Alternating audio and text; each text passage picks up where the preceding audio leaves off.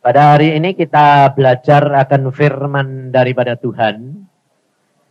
Supaya kita itu waspada, saudara. Kenapa? Karena kalau kita tidak waspada, justru kejatuhan kita, kegagalan kita, itu bukan di permulaan, bukan di tengah, tapi di akhirnya. Maka dari itu, kita harus benar-benar waspada. Nah, ada hal yang sebetulnya kita semua itu mau. Saya yakin tidak ada saudara satu yang tidak mau masuk surga, betul tak? Mau, cuma masalahnya bisa ndak bertahan sampai akhir. Nah, dengan kekuatan saudara, saudara tidak akan mampu. Tidak akan mampu. Tidak ada seorang pun di antara saudara yang mampu. Ini saya alami sendiri, saudara.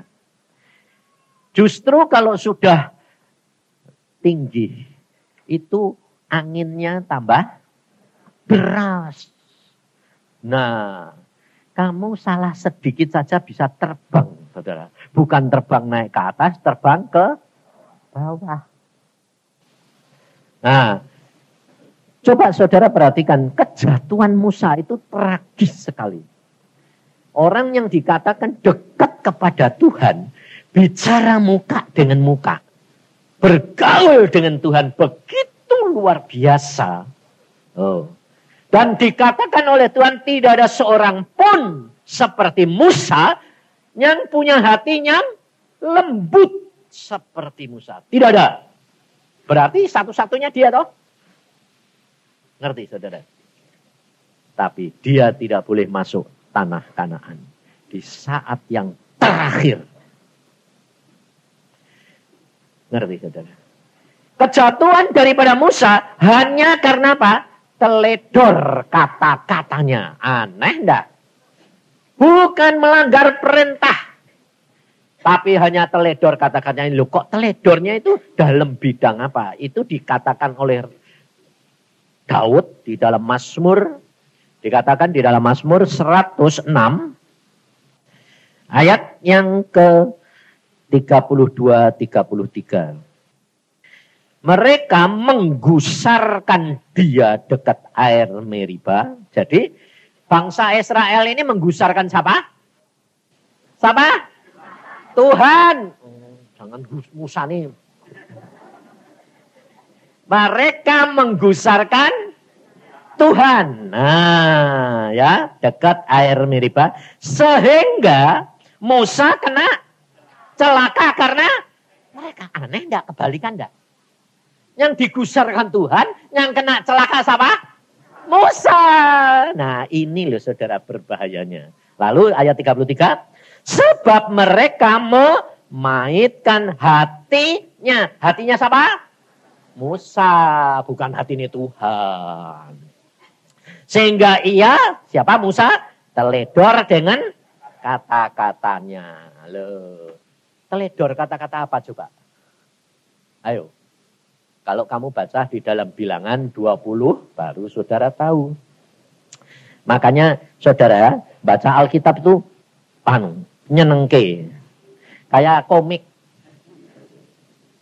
Benar. Saya baca Alkitab itu sampai rasanya kok rame sih Tuhan. Bilangan 20 ayat 10. Coba ayo kita lihat ya. Ayat 7, mulai ayat 7 supaya saudara bisa menilai. Nah, sebab gini, saya sendiri ini taunya juga dikasih tahu Tuhan. Kalau enggak dikasih tahu Tuhan, enggak bisa saudara. Enggak ada. Ditafsir, dipikir-pikir pakai akal tuh enggak sampai itu. Makanya orang-orang teologia itu selalu yang doktor, yang master itu selalu bilang Yusa itu goblok. Nah, betul, saya itu goblok. Aku bilang goblok enggak apa-apa, yang penting ngerti. Ngerti sama apa maunya Tuhan, betul enggak? Kepinteran repot. Maka dari itu kita baca ayat 7. Tuhan berfirman kepada Musa, ambillah tongkatmu itu dan engkau dan Harun kakakmu harus menyuruh umat itu berkumpul.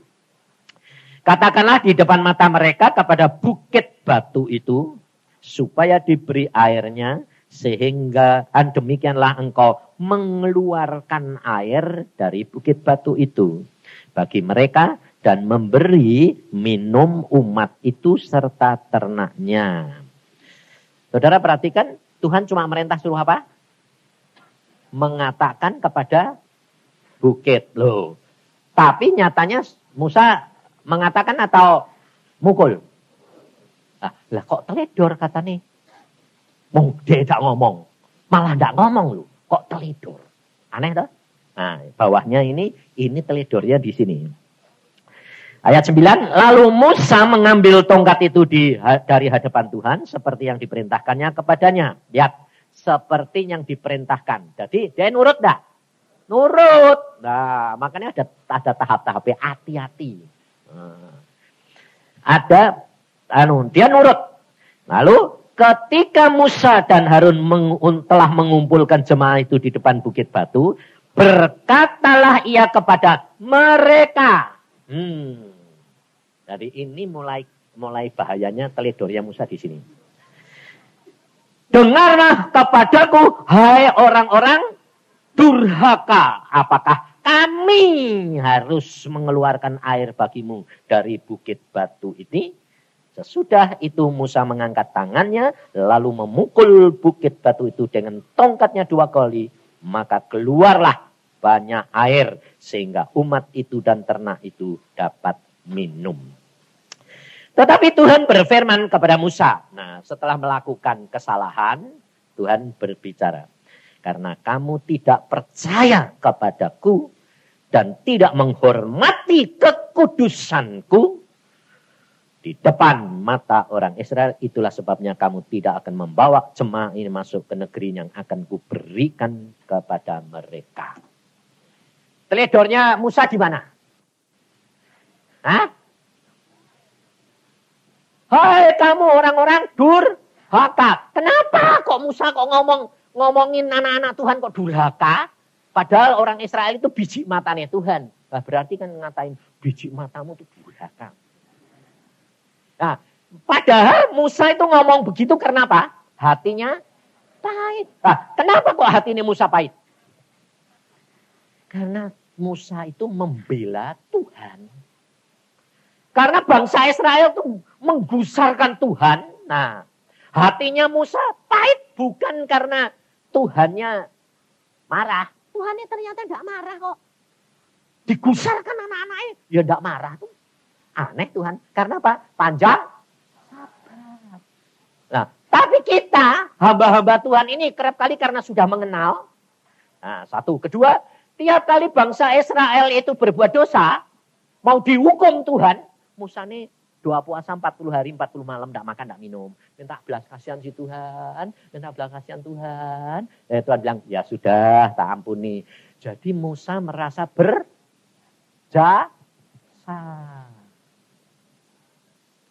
Nah, karena tiap kali kalau bangsa Israel itu marah, bikin marah Tuhan, yang bayar siapa? Musa. Jadi Musa hati ini pahit. Kenapa? Tiap kali kon poso, tidak makan, tidak minum lagi. Wah, loh, yang menderita siapa? Yang menderita siapa? Yang menderita siapa? Musa. Lah, justru karena penderitaan itu membuat hatinya Musa. Kenapa kok pahit? Karena kesel, karena tiap kali kamu tuh yang bikin aku sengsara. Betul? Nah, lalu saking jengkelnya dia bilang, memang kamu nih orang-orang durhaka. Justru marah gitu, dia kena marah Tuhan. Jalak, aku bilang, payah. Aku baca gitu sampai bilang, loh Tuhan, cuma salah sedikit ngomong, tok wae kok. Dihukumi sampai tidak boleh masuk Kanaan. Sudah diperjuangkan 40 tahun lagi. Bayangin. Lalu Tuhan bilang, aku bergaul karib dengan orang-orang yang bergaul karib dengan aku. Aku menyatakan kekudusanku dengan orang yang bergaul karib dengan aku. Nah, lah kok mati? Aku bilang gitu. Lah nyatain kekudusan kok malah mati? Tuhan bilang, sebab aku kudus tidak bisa kompromi. Demikian kamu salah, out. Wah, galak Aku bilang, loh, saudara tidak akan bisa mengerti. Bisa mengerti enggak? Enggak bisa tak? Dipikir-pikir, enggak bisa. Mosok gitu jauh. Aku ngalami, saudara. Baru aku sudah ngerti. Ngalami aku. Satu saat Tuhan ngomong sama saya gini. Pagi-pagi, kalau pagi kan saya sembahyang. Tuhan bilang gini, Yusa, hari ini kamu duduk diam di rumah. Sembahyang. Menghadap aku terus. Enggak melayani. Enggak. Ya wes. Nurut saja toh. Seneng. Malah suruh nongkrong ya. Seneng. Makanya saya tuh kalau melayani malah kesibukan enggak seneng saya. Enggak senengnya apa? Takut. Nanti yang saya keluarkan bukan Tuhan saya. Kalau saya sendiri teledor mateng gue. Gantung. Makanya aku tuh enggak mau. Saya kalau mau bawa firman Tuhan saya bilang harus ada waktu berdoa. Minimal 1 jam di depan. Makanya kalau saya kebaktian juga saya enggak mau duduk di depan. Selalu di ujung sana. Diam aja. Sebabnya sembahyang. Nanti kalau diajak nyanyi, naik turun sembahyang piye ya. Jadi bukan karena gak mau di depan, dah. Tapi karena mau berdoa. Bukan rendah hati. Gak mau nonjol. Enggak, siapa yang gak seneng nonjol. Betul? Tapi karena takut sama Tuhan. Mau ngomong apa. Ngerti saudara? Karena kerap kali dari rumah tuh saya gak tahu. Saya sembahyang sudah 1 jam tadi. Pagi itu jam 1:30 dibangunin. 3:30 bangun lagi sembahyang lagi. Tuhanku itu mau ngomong apa? Butuhnya anak-anakmu itu apa? Tuhan bilang. Aku bilang, Tuhan diem aja. Loh kok diem aja ini piye toh? Ini anak-anakmu ini kasihan loh. Aku bilang, aku, gue gak ngomong ya tak tungguin. Gak apa-apa. Lah ini piye? Aku bilang. Makanya saya di sana itu tadi terus dia bilang, gue nanti ngomong ini. Gue nanti ini, tapi ngomong ini. Di sini ngomong lagi. Kamu ngomong Musa apa kamu Musa dulu? Yo, lu balik lagi, lu balik lah. Ya wes, aku menurut aja. Nah, pada waktu itu Tuhan berkata, kamu tidak boleh melayani. Hari ini duduk diam. Nah, duduk diam. Ya sudah. Saya duduk diam toh, enak toh. Jam 9, hamba Tuhan yang terkenal nabi. Nabinya di Bandung. Datang ke rumah saya. Aku bilang, mau cari Pak Yusa ya? Kenapa? Pak Yusa, saya diperintah Tuhan. Kedatang ke rumah kamu nanti sore jam 5 suruh bawa firman Tuhan di rumah saya. Ayo, antagonis enggak? Bingung enggak gue? Bingung enggak? Tadi pagi saya ngomong, siapa? Tuhan. Ini nabi. Nabi ini saya ngomong, nabi ini siapa? Nabi ini sih ngomong. Nah, sekarang saya dihadapkan manusia dan Tuhan. Sama dengan Musa, saudara. Ngerti, saudara? Pikiran ini kan mulai nimbang. Saya langsung doa. Lah, ini loh, rahasia ini yang saudara dan saya harus pegang. Pada saat menghadapi pertimbangan, itu sama dengan saudara dan saya dihadapkan pengadilan. Betul tak? Milih toh? Nah, hidup saudara tiap hari ini dihadapkan pilihan enggak? Tiap saat. Pilihan enggak? Ya. Nah, kalau sudah dihadapkan pilihan itu, kamu pakai akal atau pakai roh? Pakai jiwa atau pakai roh? Ayo. Pakai pertimbangan atau pakai iman? Dek di gereja jawabnya pinter. Iman. Pasti iman. Betul tak? Nah, karena teori ini begitu. Tahu. Tapi kenyataannya kamu tidak bisa. Kenapa? Karena kamu harus menjadi kebiasaan. Kalau kamu tidak latihan dari perkara kecil, tidak biasa, tidak bisa. Sebab di dalam menghadapi kenyataan, itu nanti di dalam itu rohmu tidak bisa lebih kuat daripada pikiran. Kalau kamu tidak latih, dia lebih kuat. Caranya apa? Tundukkan dirimu setiap saat, tanya Tuhan. Tiap hari. Bangun tidur, terima kasih Tuhan. Mau tidur, Tuhan kok baik. Mau tidur, itu jangan mikir yang lain. Kamu mikir terus, besok apa ya? Iya, bayar utang. Dan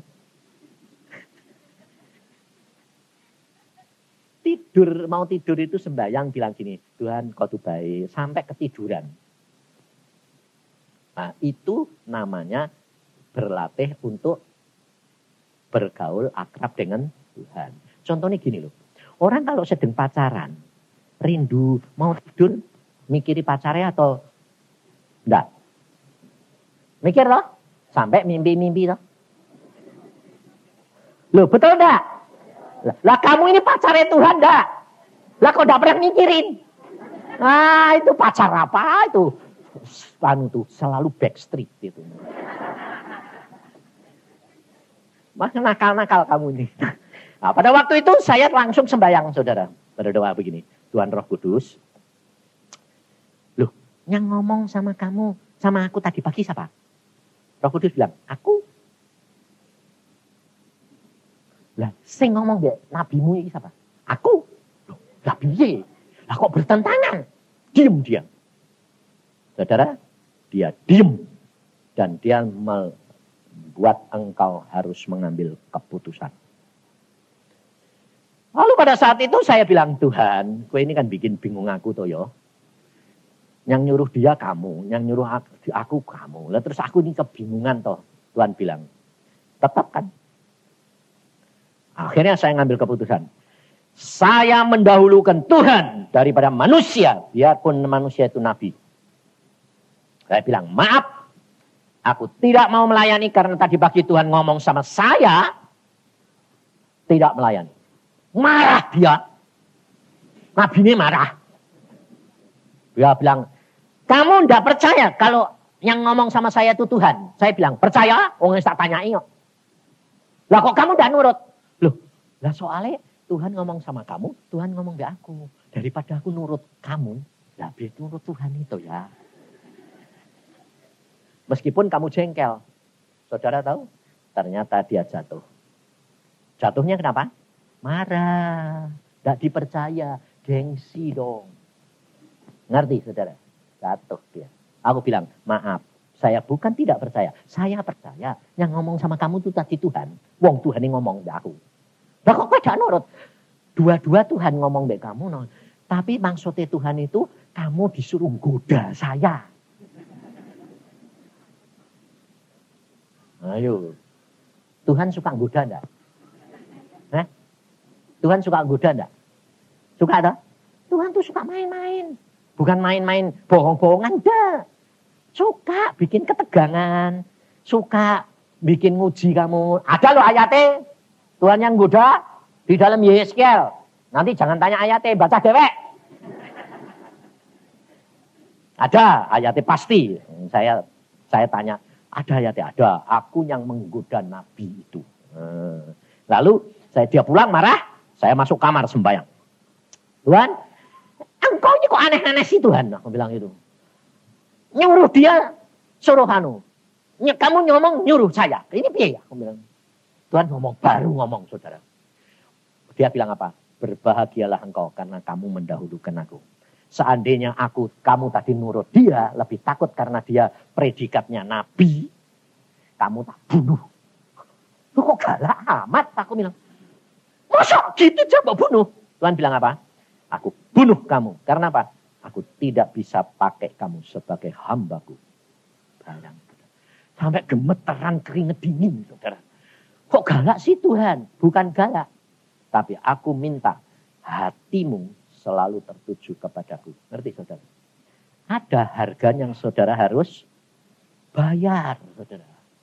Harus mengalahkan apa? Pertimbangan daripada akal ini. Jiwa ini. Nah hal ini saudara. Dialami oleh Musa.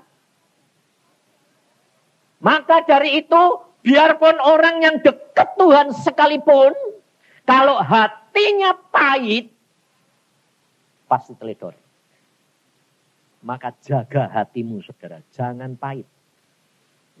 Hati yang pahit itu bikin teledor kata-kata. Terus mengucapkan yang sia-sia. Yang ketiga apa? Membawa penyakit. Kanker, jantung, eksem, emah, sinting. Itu hati yang pahit saudara.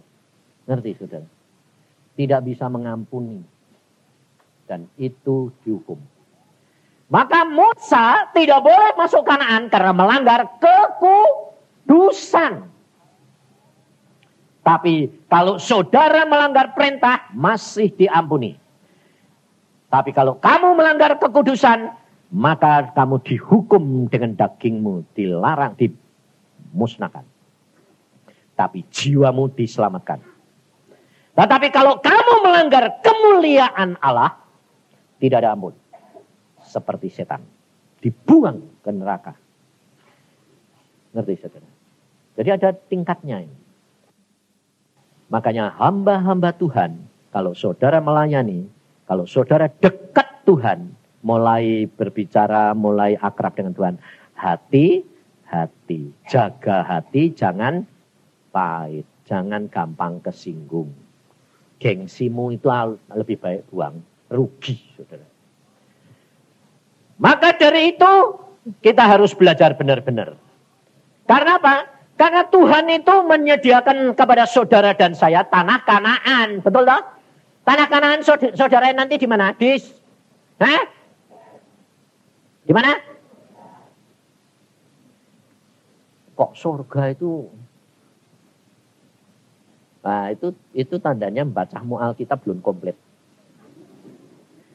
Tapi benar sebagian. Sebab kalau ini kamu mati-mati masuk ke Firdaus.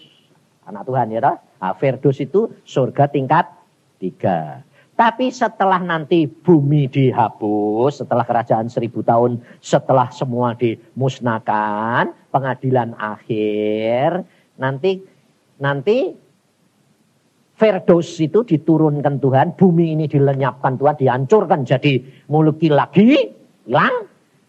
Lalu Firdaus nanti turun, dibikin sama Tuhan jadi bumi baru. Jadi kamu nanti bakalnya tinggal di mana? Bumi baru, tidak di surga. Surga tempatnya Bapa.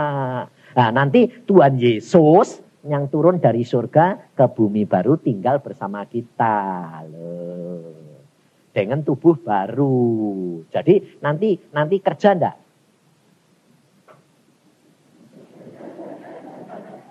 Nanti kerja enggak? Kerja. Oh, di bumi baru. Di bumi baru. Jadi kerja. Makan enggak? Makan. Minum enggak? Minum. Jangan bilang, gak perlu makan. Mana itu makanan surga, roti surga. Mana? Jadi makan nanti. Cuma tidak usah khawatir. Karena apa? Bumi baru itu nanti lebih besar daripada bumi sekarang. Kenapa? Karena penghuninya dari zaman Adam sampai nanti. Jatuh orangnya kan banyak sekali, betul enggak? Kan dari zaman Adam sampai nanti akhir zaman. Dikumpulin semua berapa ribu tahun itu. Nah, padahal orang Kristen itu sebetulnya sekarang kan cuma sedikit toh. Tapi sebelum ada Taurat, itu orang-orang itu zaman Adam sebelum zaman Taurat. Itu masuk surga semua saudara. Penak. Kenapa? Lah belum ada hukumnya. Dosa sih dosa, tapi belum ada hukumnya. Jadi tetap masuk surga. Nah jumlahnya berapa itu? Nah, orang yang dibasmi sama Tuhan di air bah Nuh, itu berapa coba? Itu semua masuk surga. Wah kok enak ya Tuhan, aku bilang gitu. Lah belum ada hukum. Lalu aku bilang, lah enak mana sama zaman sekarang? Enak mana? Enak zaman sekarang. Zaman anugerah. Zaman mereka sedikit dibunuh sama Tuhan. Betul loh? Meskipun masuk surga. Tapi dia tak nikmati dunia.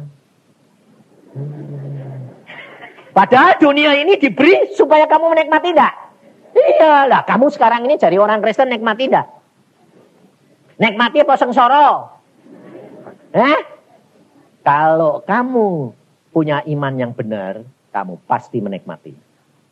Karena apa? Karena Tuhan berkata apa? Di dalam dunia kamu menderita, tetapi percayalah, aku sudah mengalahkan dunia. Berarti kamu mesti ngatasi, bukan menderita terus.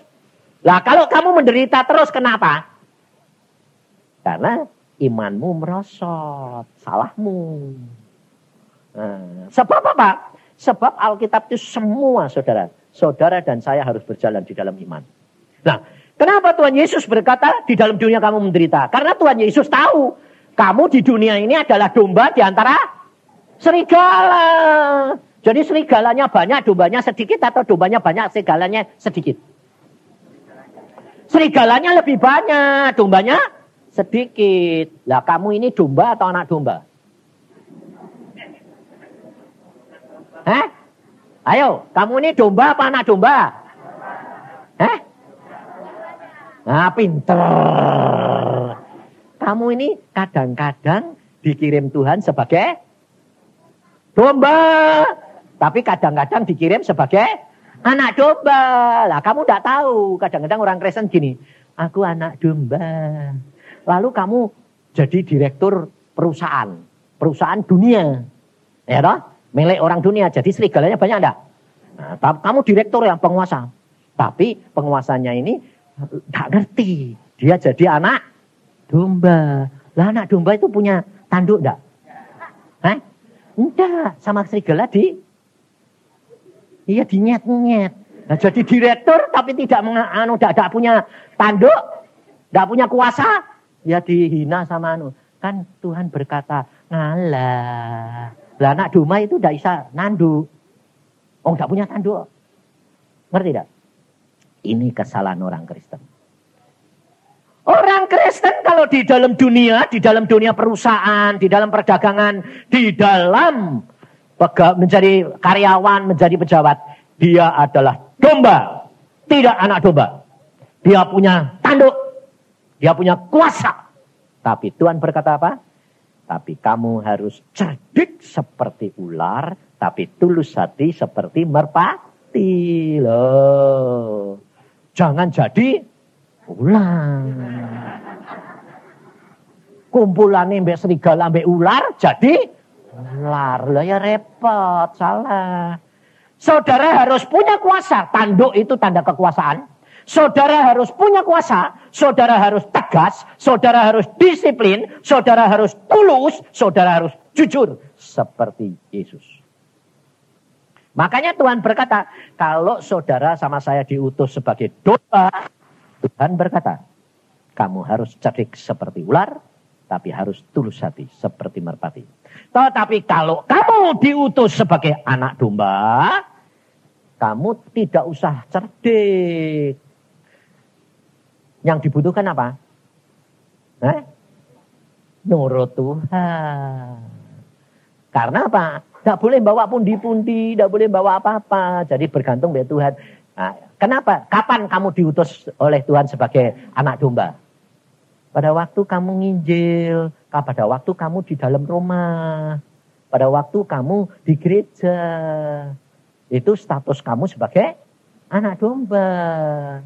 Tapi ternyata jemaat itu di gereja banyak yang tidak jadi anak domba. Jadi domba, maka diadu domba. Loh, kenapa domba kok diadu? Karena dia punya. Mana ada adu anak domba? Tidak ada. Enggak punya tanduk. Betul? Lah itu ada ayatnya loh saudara. Bukan saya ngawur. Coba baca. Jadi kamu ngerti. Matius 10. Gampang, ngapalkannya gampang. Matius 10. Terus satu lagi. Lukas 10. Terus satu lagi.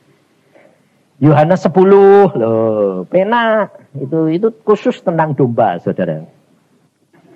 Ayat 16, Matius 10, lihat, aku mengutus kamu seperti domba ke tengah-tengah serigala. Sebab itu hendaklah kamu cerdik seperti ular dan tulus seperti merpati. Nah, lihat Lukas 10, ayat 3. Pergilah. Sesungguhnya aku mengutus kamu seperti anak domba ke tengah-tengah serigala. Loh. Terus kemudian Yohanes 10. Nah ini saudara tahu sebagian-sebagian, terus nanti tinggal praktek ya. Yang meraktekin kamu sendiri loh. Yohanes 10 ayat 16. Ada lagi padaku domba-domba lain yang bukan dari kandang ini. Domba-domba itu harus kutuntun juga dan mereka akan mendengarkan suaraku. Jadi saudara, kalau saudara sebagai domba, saudara harus belajar peka terhadap suara Roh Kudus. Kalau saudara sebagai anak domba, saudara tinggal cuma apa? Menunjukkan hati pikiran tertuju sama Roh Kudus. Udah, sebab anak domba itu tidak cari makan sendiri. Anak domba itu tidak diberi makan oleh orang lain, tapi oleh induknya. Jadi dia tidak belayangan cari makanan toh. Karena dia menyusu induknya. Tapi kalau domba tidak nyusu. Jadi dia cari makanan dewek. Lah itu yang belayangan itu.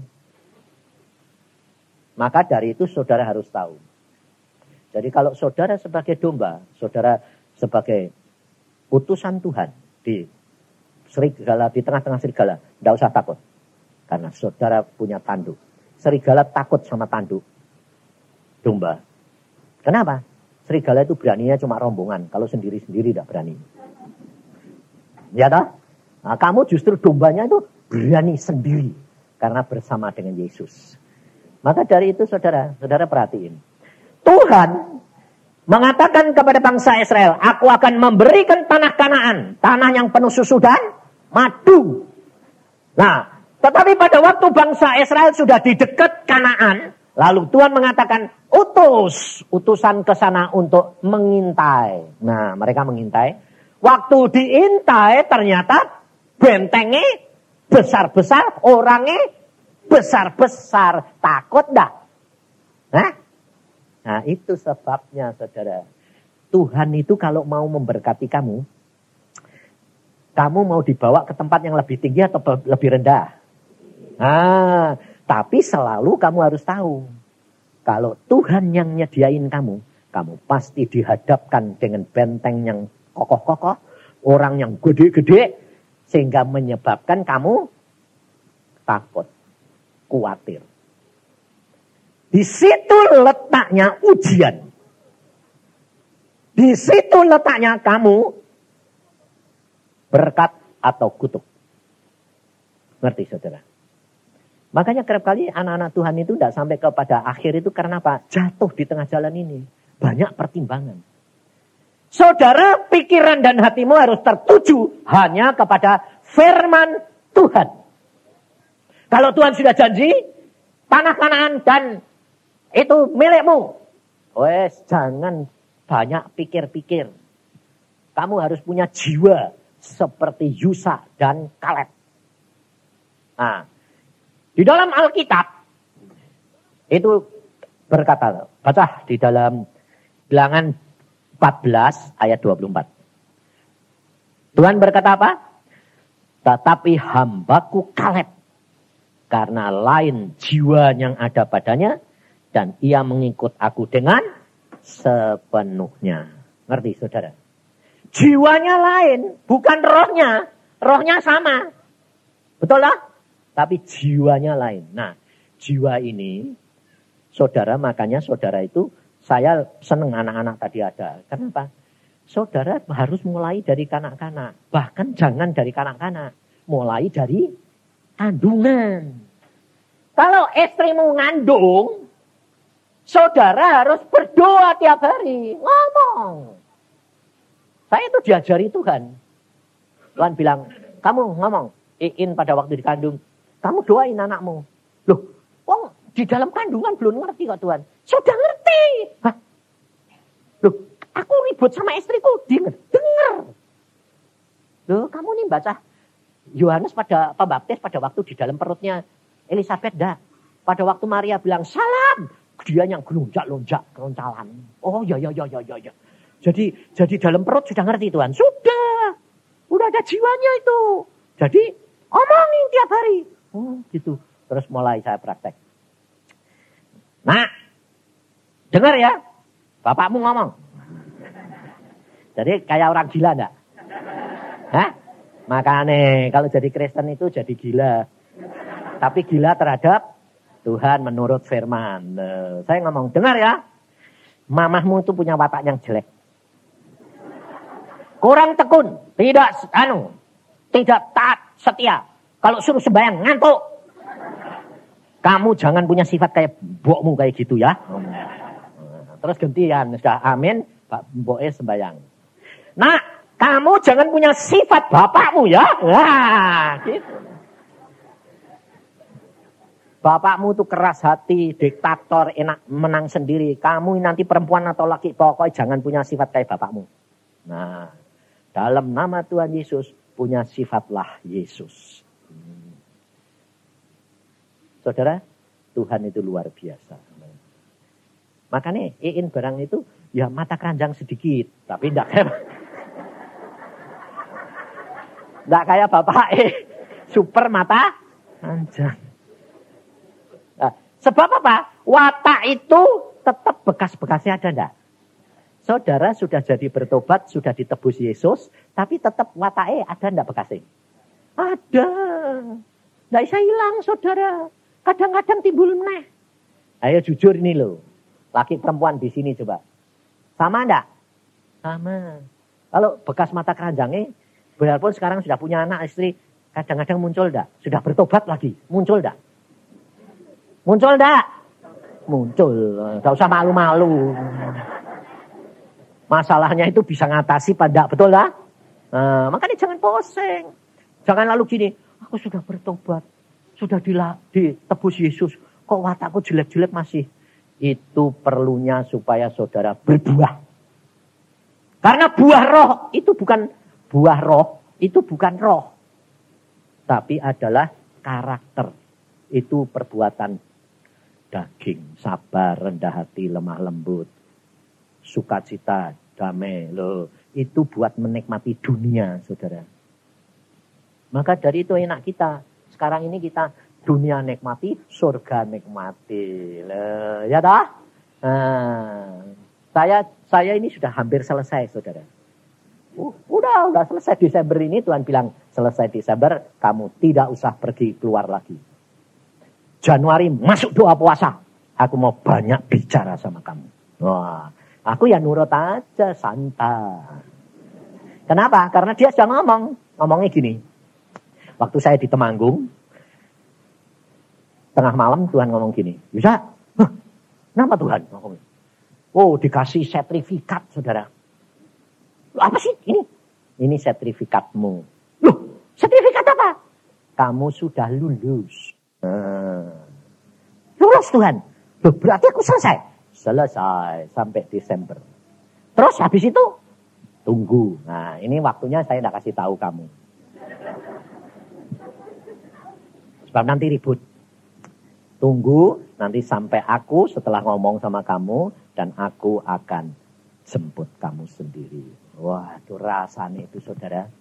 Rasanya aku tuh beberapa hari yang lalu gini. Loh Tuhan, ini hatiku kok lonjak-lonjak kayak orang anak kecil yang mau pulang ke rumah bapaknya di luar kota. Waktu aku kan dari kecil kan kos. Jadi kalau liburan itu mau pulang itu rasanya, wah senang luar biasa.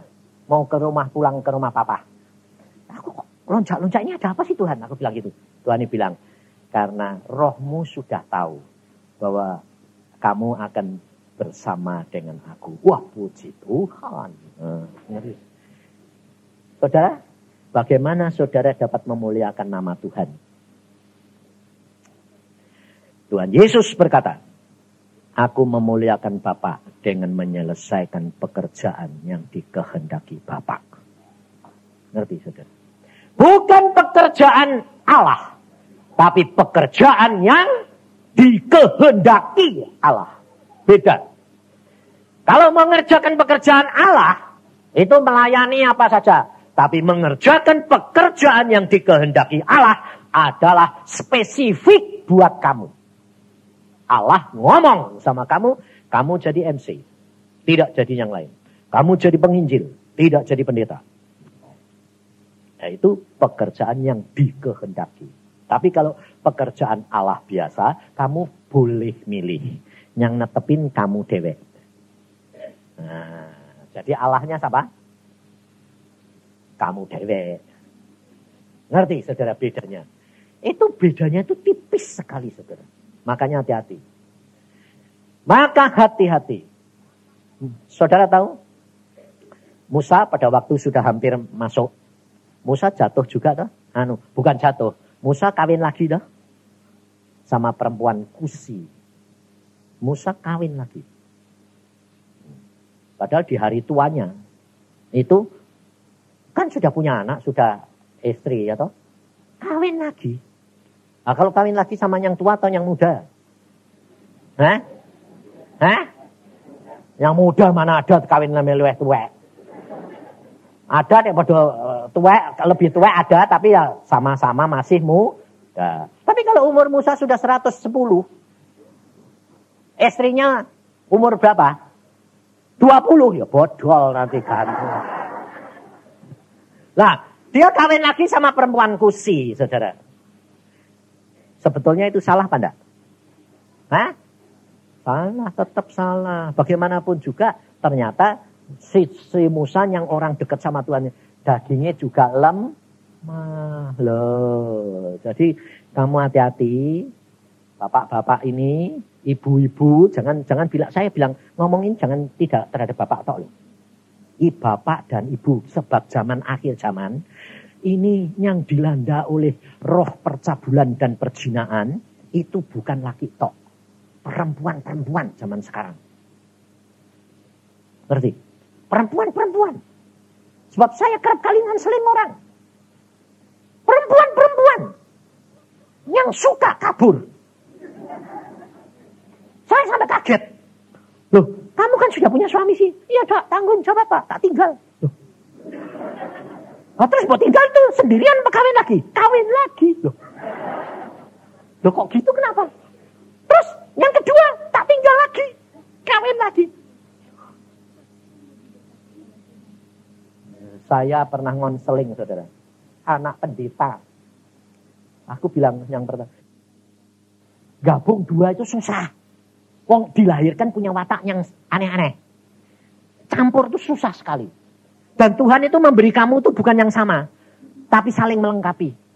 Aku sama istriku itu bertolak belakang 180 derajat.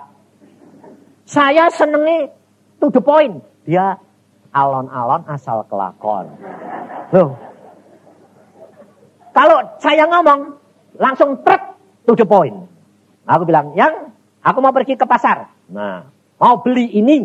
Dia bilang, aku tolong diantar ya yang ke pasar. Beli apa? Mau beli ini sambil lihat-lihat. Jadi, bukan 5 menit, bisa 5 jam. Mateng. Lah aku punya watak, tidak sabaran. Saya bilang, yang aku mbok suruh nuruti, lihat dari toko ke toko. Tidak kuat saya. Ya terus piye cara jalan keluar? Kue tak drop, aku tak ada mobil. Pokoknya pulang, kamu ada. Saya sudah sebut. Saudara tahu? Saya tuh bertolak belakang. Tapi kenapa kok dijodohin?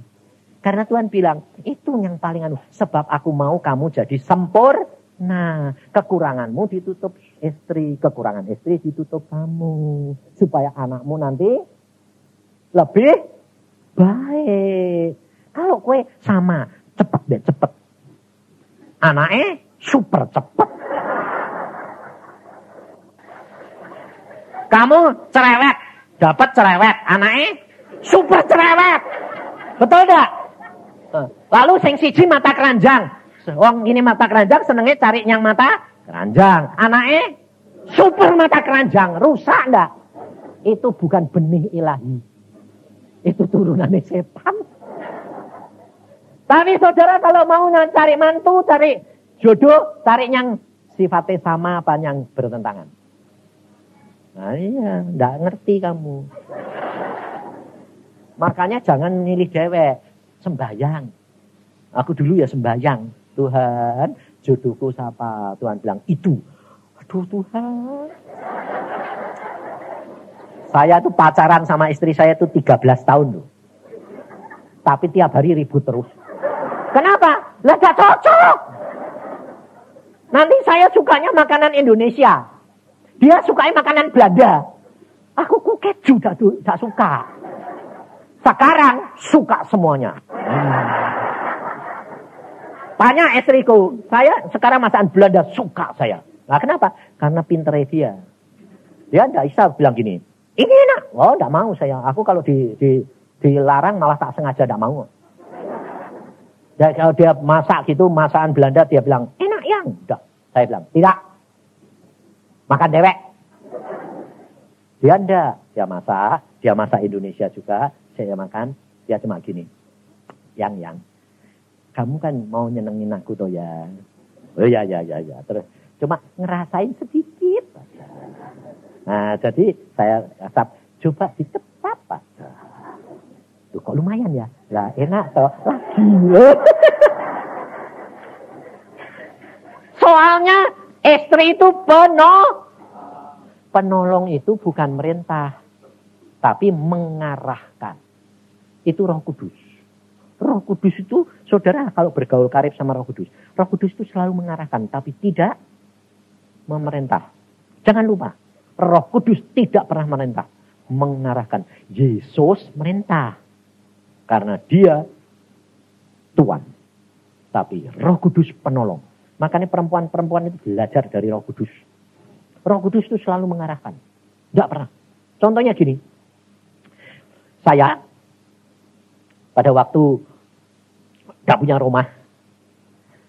Saya bilang, Tuhan, aku gak punya rumah ini, aku mau beli, mau kontrak lagi, nyewa, atau pinjem. Tuhan bilang, aku sudah sediakan rumah bagimu. Wah, oke. Tapi saudara, pada waktu itu dikasih penglihatan saya. Sebab gak punya duit, gak punya apa-apa. Nah, ada di atas gunung ini. Lalu Tuhan bilang, kamu harus sampai ke gunung yang satu ini baru bisa mendapatkan rumah. Hah? Wah kok gitu kok aneh?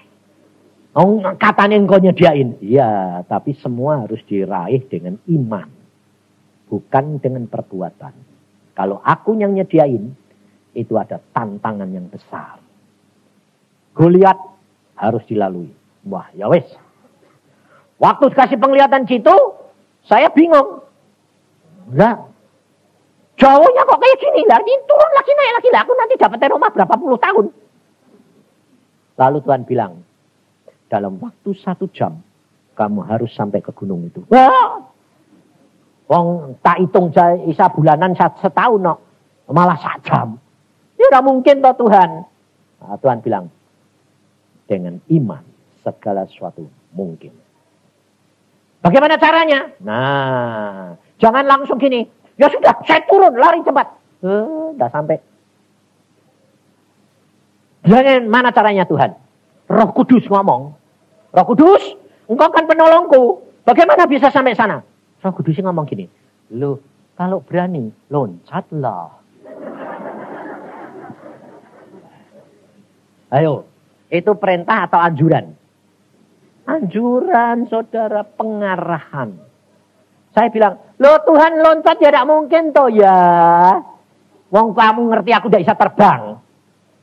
Tapi kalau engkau mengatakan, kalau kamu berani loncatlah. Itu pasti Tuhan punya maksud. Pasti Roh Kudus ini tahu. Bahwa ada jalan keluar, ada penolong. Saya bilang, loncat Tuhan. Kalau kamu ngomong gitu, saya mengenal engkau. Berarti ada jalan keluar. Caranya bagaimana? Tidak mau, tidak peduli aku. Loncat. Saya ancang-ancang, saudara. Pikirku meloncat sejauh-jauhnya.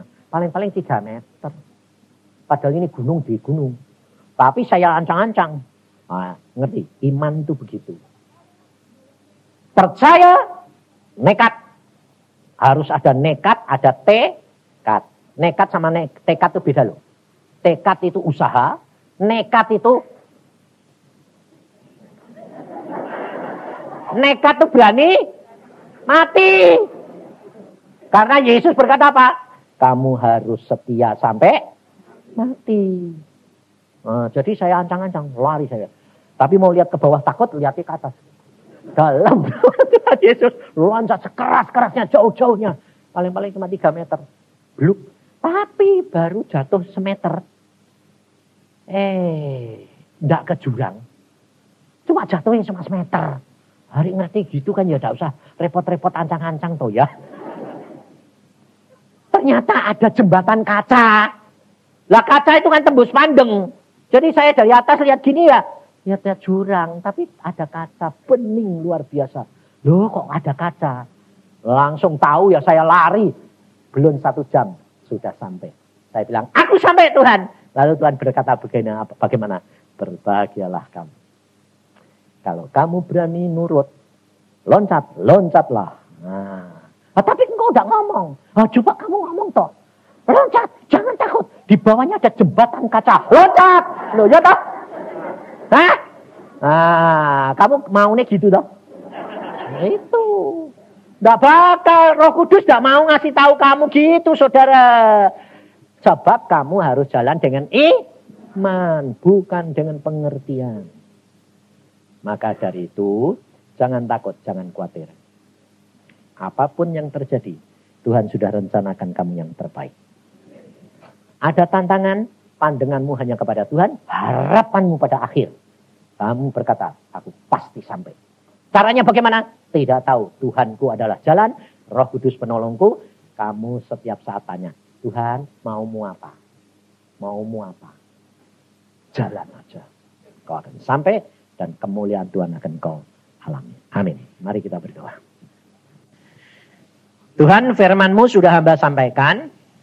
Anak-anakmu di tempat ini sudah mendengar. Sekarang tiba waktunya, saatnya, di mana Engkau Tuhan Roh Kudus membimbing anak-anakmu sendiri. Pribadi demi pribadi. Sehingga mereka sampai ke tempat Kanaan, bumi baru, surga mulia. Firdaus yang kami idam-idamkan Tuhan. Karena di sanalah ada pohon kehidupan dan kami akan menerima buah itu. Tuhan, hamba-Mu rindu supaya tiap-tiap anakmu di tempat ini dapat bertemu di sana. Memang tempat kami beda-beda, tapi kami akan satu di dalam Engkau. Engkau punya rencana tiap pribadi ini Tuhan. Punya jatah sendiri-sendiri. Hamba-Mu percaya Engkau memberikan yang terbaik. Ada harga yang harus dibayar. Tantangan demi tantangan. Tapi hamba percaya. Kalau setiap langkah mereka bertanya seperti Yosua, Yeriko pun roboh. Tetapi pada waktu dia tidak tanya perkara menyerang kota Ai yang cuma kecil, mereka kalah. Ajar mereka Tuhan Roh Kudus, arahkan mereka, tolong mereka supaya mereka berjalan setia dalam perkara kecil, hari demi hari bersama dengan Engkau Tuhan. Dengan setia membaca firman-Mu dan minta pertolongan Roh Kudus, maka mereka akan sampai. Sekarang tiba waktunya Tuhan, anak-anak-Mu berdoa. Berdoalah saudara. Hadapkan masalahmu yang sedang sekarang kamu hadapi. Jangan lihat tembok Yeriko. Jangan lihat orang yang gede-gede kayak Goliat. Pandang Yesus, kamu katakan, Tuhan yang aku hadapi ini adalah Goliat dan tembok-tembok Yeriko. Tapi hanya dengan penghulu malaikat, Mikhail, mereka akan bisa mengalahkan, merontokkan itu. Dan Engkau yang menyertai kami Tuhan. Tuntun apa yang harus kami lakukan. Kerap kali kamu hanya memuji. Kamu hanya berjalan keliling. Dengan tidak bersuara. Tidak ada keluhan. Tidak ada omelan. Tidak ada ketakutan dan kekhawatiran. Tapi ada sukacita dan sorak-sorai. Maka engkau akan melihat Tuhan melakukan semua perkara. Tembok-tembok akan diruntuhkan. Goliat-Goliat akan dikalahkan. Tuhan tidak minta engkau punya uang, punya senjata. apa yang kamu punya. Daud hanya punya ketepel, tapi dapat mengalahkan Goliat. Engkau hanya punya doa dan pengucapan syukur. Kau hanya sebagai seorang wanita yang tidak bisa bekerja, hanya bisa merawat. Tuhan gunakan untuk memuliakan namanya.